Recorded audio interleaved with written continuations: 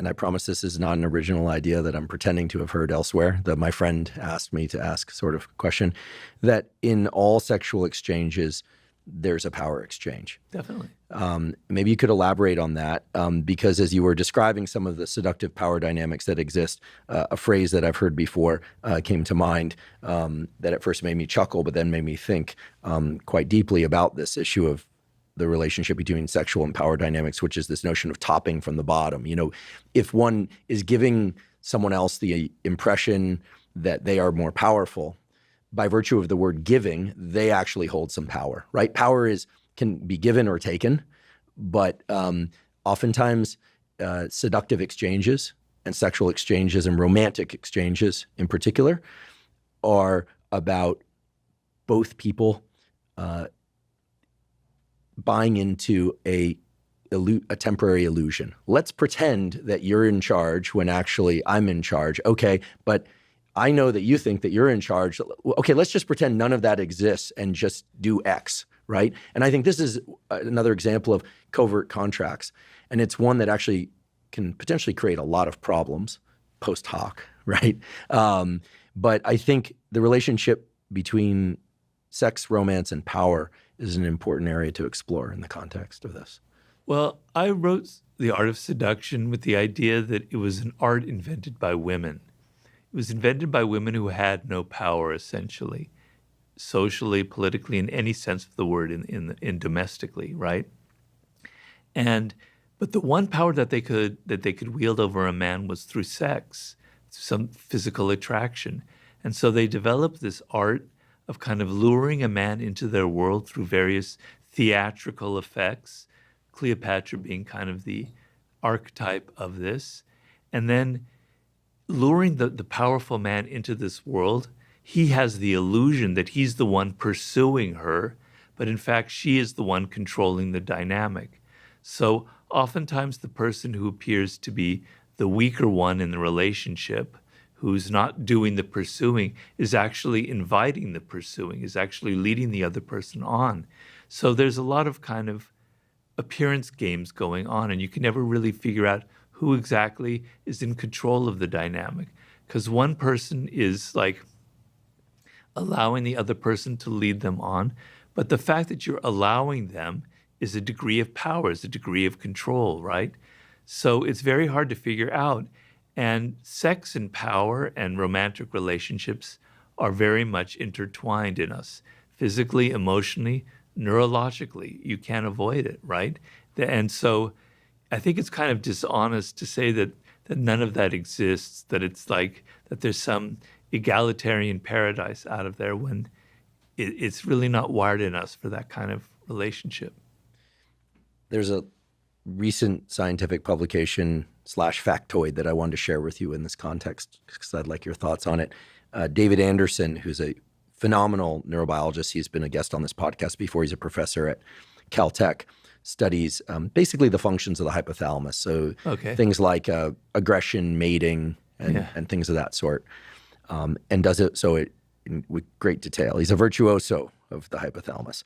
And he published a paper 2 years ago showing that indeed there are neural circuits in the brain of animals and presumably in humans as well that control sexual mounting behavior, but that there is actually a separate circuit for purely non-sexual mounting and physical power over that's expressed in animals. And anyone that's ever owned a dog and gone to the dog park will see same-sex mounting between dogs or mounting between dogs that has apparently no sexual endpoint. Yeah. And in exploring this literature and talking to David about it, it's very clear that there are neural circuits that have everything to do with essentially one animal of a species getting on top of the other animal, usually from behind, oftentimes scruffing or biting the back of the neck, and saying, I control you. It's often done in a playful context, especially between animals, not always aggressive, but there's a certain element of aggressive to it. But it essentially says, I decide whether or not you are mobile or not for this moment. And and this is very important, I want to emphasize this is a circuit that is entirely separate from all of the reflexes associated with sexual behavior in males and females. I find this to be fascinating. And because we hear about power over, right? And we hear about power and we think about physical power over. But the idea that something as primitive as mounting, just like something as primitive as biting or as striking, has its own unique set of circuits in the brain, I think substantiates everything that you put in your books about power and maybe even seduction as well. So as I just kind of toss that out there for consideration, I wonder if you have any reflections on it. If not, feel free to just say, I don't, but of course. But to me, this was a really important discovery because I think everyone looks at mounting behavior and says, oh, that has to be sexual. And sometimes it's, I see what you mean. but it's not. That there seem to be a host of neural circuits in the brain that are really about defining who's on top, literally, that has nothing to do with sex. Yeah, I'm sure that's true. I've never read anything about that, but I can say that I wrote a chapter in my new book about love, and that's a different thing than seduction. And I was trying to come up with an idea of love that does have an element of equality, that doesn't have this power dynamic going on in it. Oh, I love that. And, kind of like the antithesis of my art of seduction, where I'm almost contradicting myself. And I was going into the biology of it and even into the physics of it. So there's a famous French biologist whose name escapes me. Sorry, I can't remember, from the 20s and 30s. And he was studying paramecium. And he was studying them, they're in these ponds, et cetera. And he said that there was these moments where these single-celled organisms were suddenly coupling. They were all joining together, just one to one, and they were absorbing the membrane of one inside the other. And then they would and then once one couple did that, all the paramecium started joining up together. Then they would sink to the bottom of the pond. And paramecium don't reproduce through sex. They reproduce through dividing themselves, right? Self-reproduction. And so he was saying that the desire to couple, to connect to someone so deeply where one is absorbed in the other, is biologically wired into us. Goes back millions and millions and millions of years. And it's a desire, essentially, a biological desire for love, right? And it's an energy that permeates it's not just about power and hierarchies, and that he was showing other creatures that had something similar going on. And, in physics, we talk about entanglement, and we also talk about, matter. If matter isn't opposed by a lot of kinetic energy, it joins together. Particles join together to form matter, et cetera, et cetera. So there's something in the universe that's trying to connect things to each other. So there's this kind of energy that exists in the world where we have a deep need to connect to somebody outside of those power dynamics, right? Where there's a degree of equality, where we're drawn to each other, and we let go of the ego games, we let go of the playing, we kind of surmount our own physiology, our own hypothalamus, and we engage in this, I call it love sublime. And it involves the physical part. The sexual part is the trigger for it.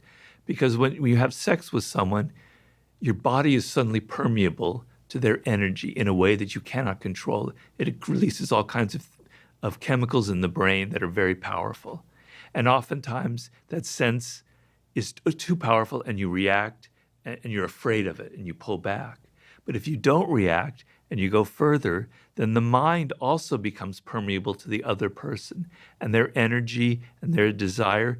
And so then it kind of creates a spiraling effect where the physical and the mental connection reaches this state that I call love sublime. Now, it's an ideal.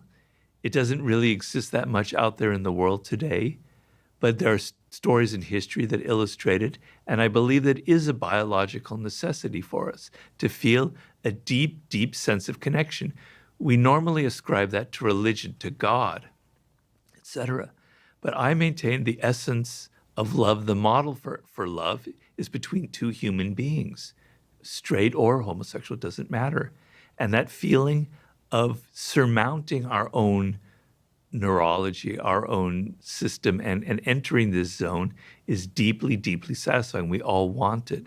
And it has to involve letting go of the power dynamics, and everything being equal. It's not that the other person is exactly like you. You recognize their difference. But as far as being worthy of attention, as being worthy and respected, you leave all of that other stuff outside. So there is a zone that's possible that's outside this power dynamic that we're talking about. I'm excited that you're writing about this. So this is for your next book. Yeah.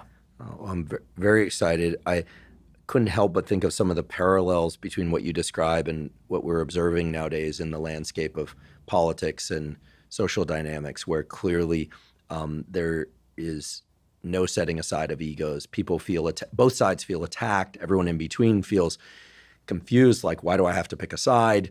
And there seems to be no hint of a future where people are setting down their swords, which means, if we were to go with your earlier definition, which I like a lot, that nobody feels safe enough to be vulnerable enough to allow the union of people to occur, which is just a way of rewording, a bunch of other things, and not nearly as eloquently as you described it. But if setting aside of power dynamics and making oneself vulnerable is the key to accessing love in the romantic context, surely, but also in the societal context. I mean, what are the channels for that? I mean, I suppose there is the argument, not mine, that everyone should just take a boatload of psychedelics and see the interconnectedness of things. But that seems like an unrealistic route. I just don't see that being, 12th grade graduation curriculum. Nor do I think it would be healthy. To be clear, I think that we'd end up with a lot of expression of problems there. But short of a magic substance that could increase feelings of connectedness among everyone simultaneously, how are you going to save humanity, Robert?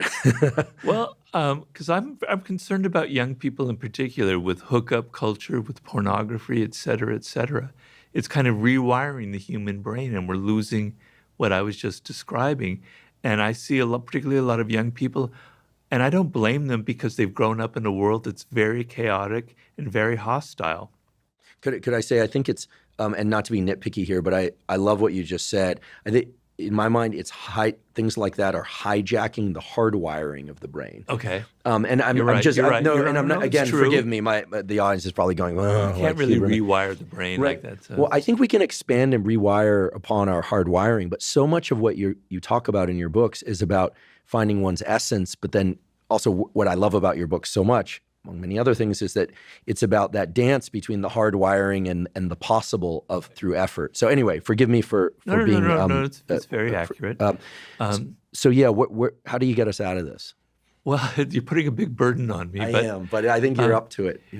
Well, I try to do it in this chapter because I wanted to seduce the reader into the idea that this is something extremely pleasurable and extremely healthy. And the feeling of being vulnerable is a very positive attribute that will infect not just your romantic relationships, but will infect you mentally.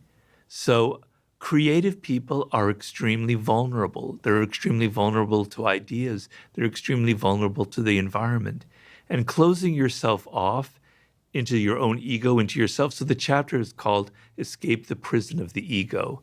And you're kind of trapped inside of yourself and your own thoughts and your own desires. And it's like a prison. It's enclosing you, and you want to escape somehow.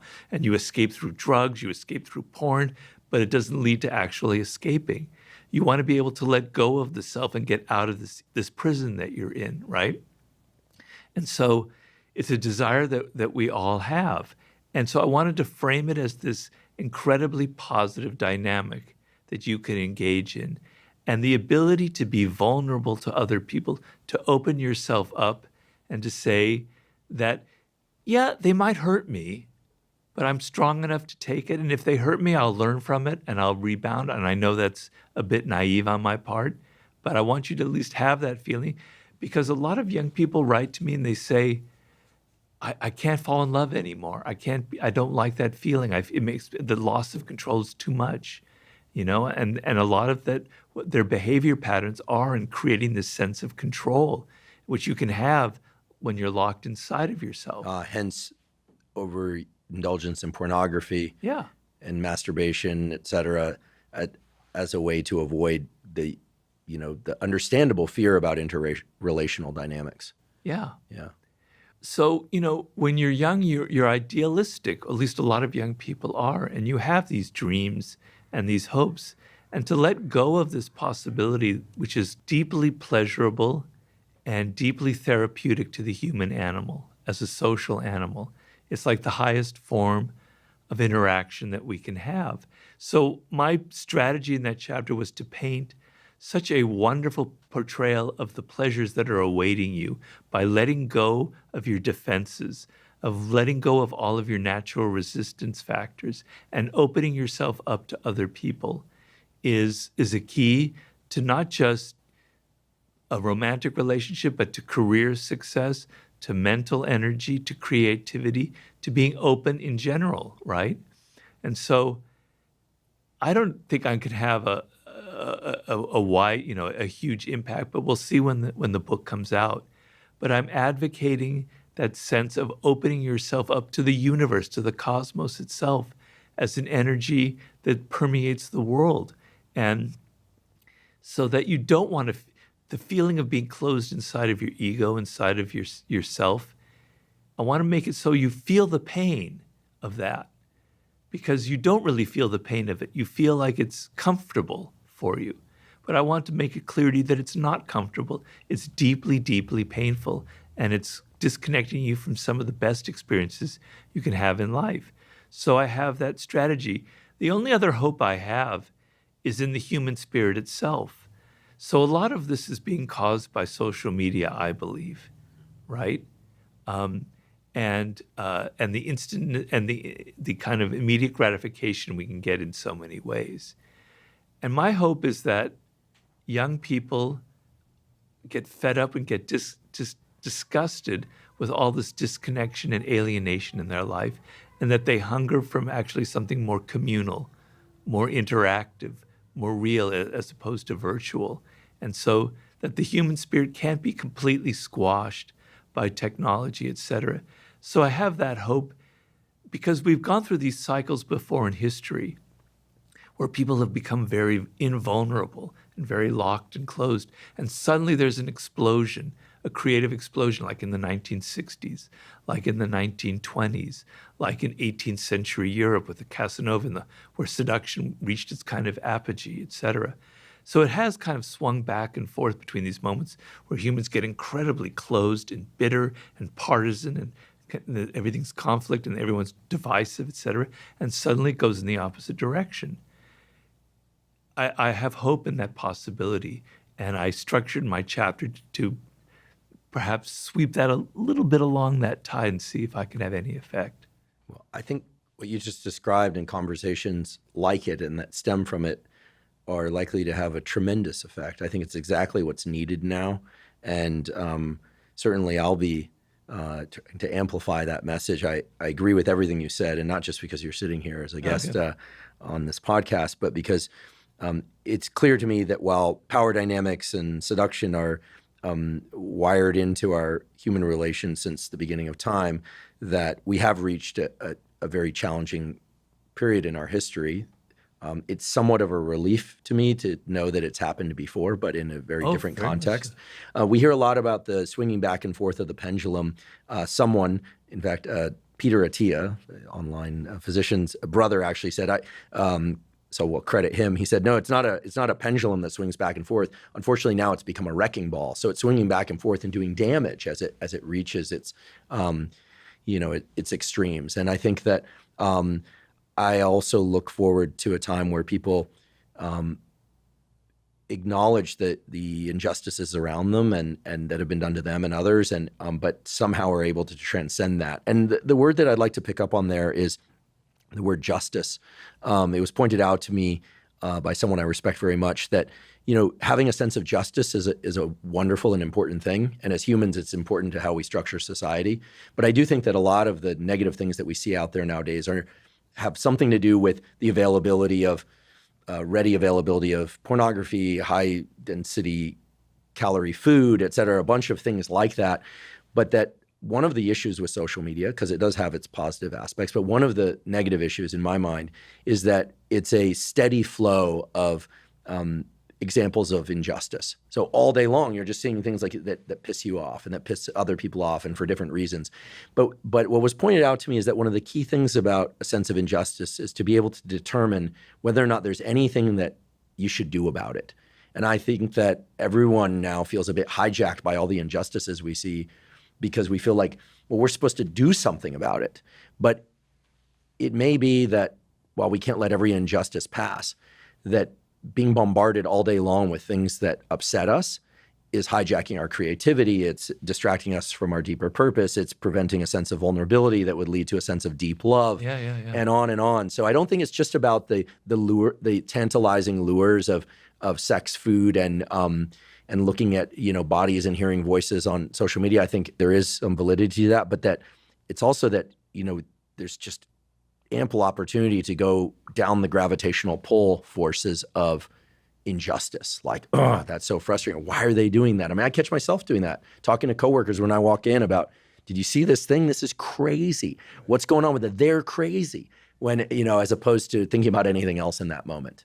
And I try and yank myself out of that. But I think that you're not going to do it alone, but I think you will play a major role in saving us from this, because I think because people just need to see themselves through a different lens and realize this is distracting me from who I'm supposed to be. Well, a lot of what modern life should involve is the ability to ignore certain things. So, for instance, I don't know if you know that app Nextdoor.